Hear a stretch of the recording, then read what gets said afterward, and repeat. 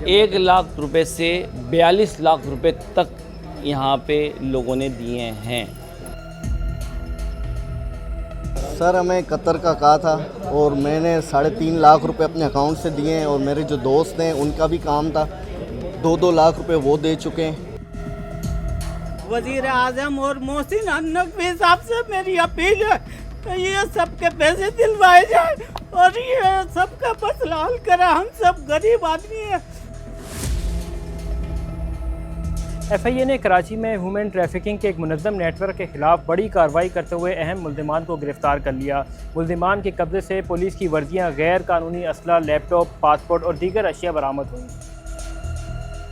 2 दिन पहले हमारी टीम ने FIA HTC टीम ने नॉर्थ नाज़माबाद कराची में एक रेड किया, जहां के एक 7 रुकनी गैंग था जो कि लोगों से पैसे एक्सटॉर्शन कर रहा था। उनको बैरून मुल्क इटली, कतर, सर्बिया, तुर्की में बराए वर्क परमिट के लिए भिजवाने के लिए ये मुसलसल काम कर रहे थे। और इनका मॉडस ऑपरेंडी ये था कि ये कराची के मुख्तलिफ इलाकों में ऑपरेट करते रहे हैं मुख्तलिफ कंपनियों के नाम से। जैसे कि पहले ये वीज़ा नेक्स्ट के नाम से काम कर रहे थे एक जगह पे।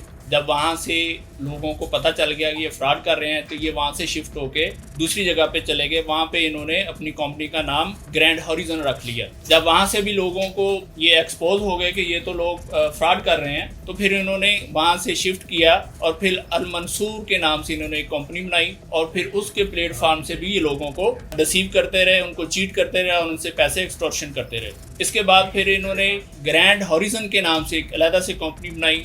लास्ट ये ग्रेट हॉरिजन के नाम से नॉर्थ नाज़माबाद में ये ब्लॉक एल है, वहाँ पे ये ऑपरेट कर रहे थे। पूरा एक इन्होंने सिस्टम बनाया हुआ था, पूरी एक बिल्डिंग इन्होंने रेंट पे ली हुई थी। ये 7 लोग थे।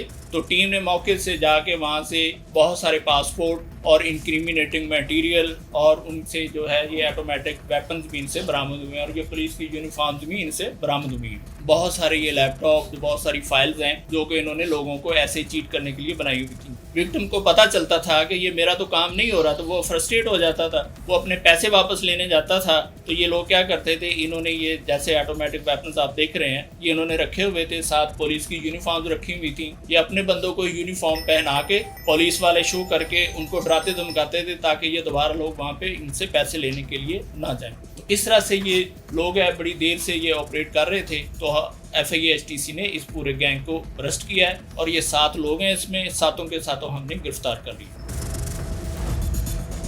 सर मेरे ये दो बच्चों को मैंने भेजा था, भेजने के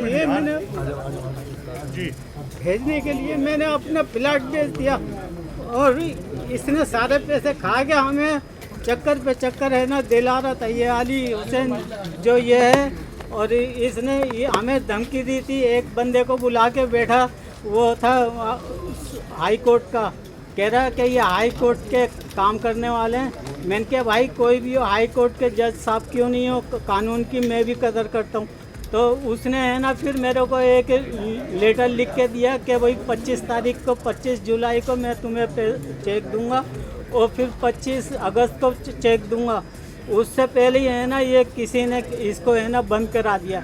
अल्लाह का करम हुआ कि बड़े उससे है ना बच गए। वज़ीर आज़म और मोहसिन नकवी साहब से मेरी अपील है कि ये सबके पैसे दिलवाए जाए और ये सबका मसला हल करें। हम सब गरीब आदमी हैं, पता नहीं कैसे कैसे हमने पैसे जमा करे और इसको दिए। और बिल्कुल ऐसा ही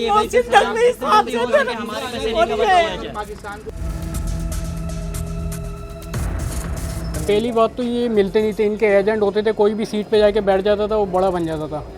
कहते थे कि अली बॉस तो आए नहीं, आप एक काम कीजिए कल आ जाइए। पहले तारीखें देते थे कि इस तारीख को आ जाएं, फिर मिलते नहीं थे। मेरे पास मैसेजेस वॉइस है सारे इन लोगों के, जितने भी एजेंटों से काम करा रहा था। सर हमें कतर का कहा था और मैंने 3.5 लाख रुपए अपने अकाउंट से दिए हैं और मेरे जो दोस्त हैं उनका भी काम था, 2-2 लाख रुपए वो दे चुके हैं। फ्रॉड बहुत हो गया है और ये हमें ख्वाब दिखाते हैं।